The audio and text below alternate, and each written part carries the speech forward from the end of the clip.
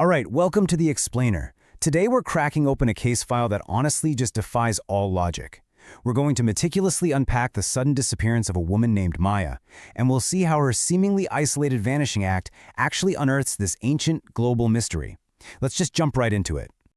So, just 3 days before she vanished completely off the face of the earth, Maya recorded a really strange video in a Japanese forest, and she left us with this incredibly unsettling warning. They aren't looking for me, they're looking for you. I mean, what does that even mean? Who are they? And more importantly, who is the you she's talking to? That brings us to Section 1, the initial clue. We need to break down these video coordinates. Here are the hard facts of the disappearance. Maya vanished 3 days ago. The police have absolutely zero leads. There is no security camera footage capturing her movements anywhere. She literally went completely off the grid, leaving the authorities with absolutely nothing except that strange video. It's just a total dead end for conventional law enforcement. But then, a massive breakthrough comes from this tiny, hidden detail that an investigator named Aarav managed to spot. He was watching the video over and over, and he noticed that for less than a single second, just a blip, these strange coordinates flash on the screen. Inspector Kabir, who was working the case with him, traced them, and they lead to a remote island near Japan. But here's the catch. The place is officially abandoned. No residents, no visitors allowed, absolutely no records of anyone living there. Now here's where things get really spooky. Kabir pulls satellite imagery of this supposedly empty island, and those images clearly show lights appearing there. Every single night. I mean, if the island has no residents, who is flipping the switch? This one undeniable piece of evidence takes a standard missing person case and turns it into an impossible locked room mystery. Let's look at Section 2, the global pattern. It's time to open up Inspector Kabir's classified files. So Kabir secretly hands Aarav this highly classified police file. And looking at this evidence board, the scope of this thing is massive. We're talking hundreds of missing person cases spanning multiple countries: India, America, Japan, Russia, across entirely different decades. But the chilling connection is right there on the right. Every single case, regardless of the time or place, is tied together by the exact same strange symbol. And then there's this number, 27. It's not just a symbol connecting these international victims, It's a highly specific, terrifying pattern. Every single victim in Kabir's file vanished exactly 27 days after they first encountered that strange symbol, like absolute clockwork. So mapping out this timeline creates a literal ticking clock. Let's trace it. A victim encounters the symbol on day 1, while Maya disappeared on day 26, which means for Aarav, who has now been exposed to this mystery and the symbol, day 27 is tomorrow. The clock is rapidly running out for him. Moving into Section 3, the survivor warning. We're about to uncover the horrifying truth of the victims.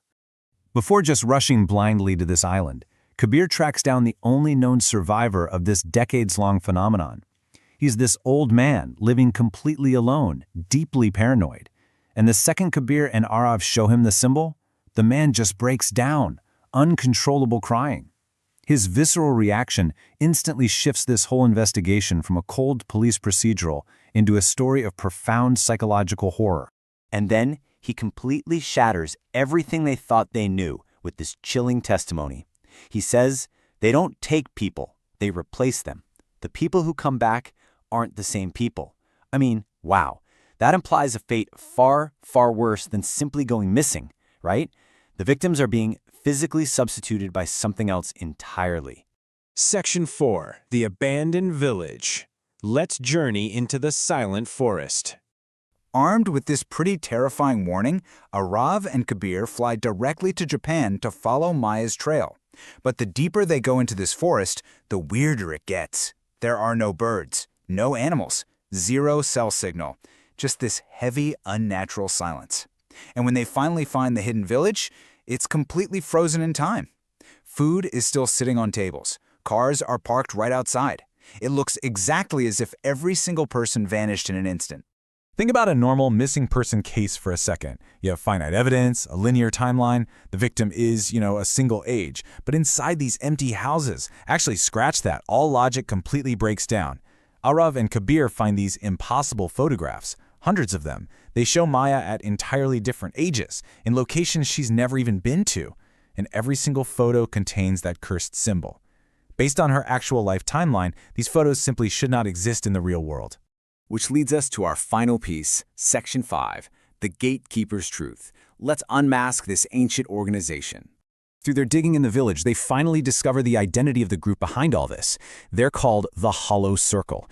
And guys, this shifts our entire understanding of the case. They aren't dealing with modern criminals or a weird cult. They are facing an ancient, impossible force, literally older than human history, that's been systematically searching for specific individuals for centuries. So who exactly are they hunting? The gatekeepers. These are specific people born with a rare mark. And here is the ultimate twist of this whole explainer. Maya wasn't just some random victim who wandered into the wrong forest. She was a marked gatekeeper. And remember when she said, "They're looking for you" in that very first video? Yeah, she was talking to Aarav, because he's a gatekeeper too. Okay, so the climax hits deep in the forest. Aarav finds this massive, ancient underground structure. The heavy doors slowly creak open, and there she is, Maya. She's standing inside, she's alive, and she's smiling. Aarav runs toward her, probably thinking he's solved the case. But suddenly, her eyes turned completely pitch black. The survivor was absolutely right. They don't take people, they replace them. As her eyes go totally dark, she looks right at Aarav and delivers this final warning. "You shouldn't have come here." Then boom, the massive doors slam shut, plunging them into absolute darkness. Which leaves us with one terrifying thought to ponder. If that thing in the bunker wasn't Maya, what exactly took her place? And if you ever happen to see that symbol, will you be the next one they replace?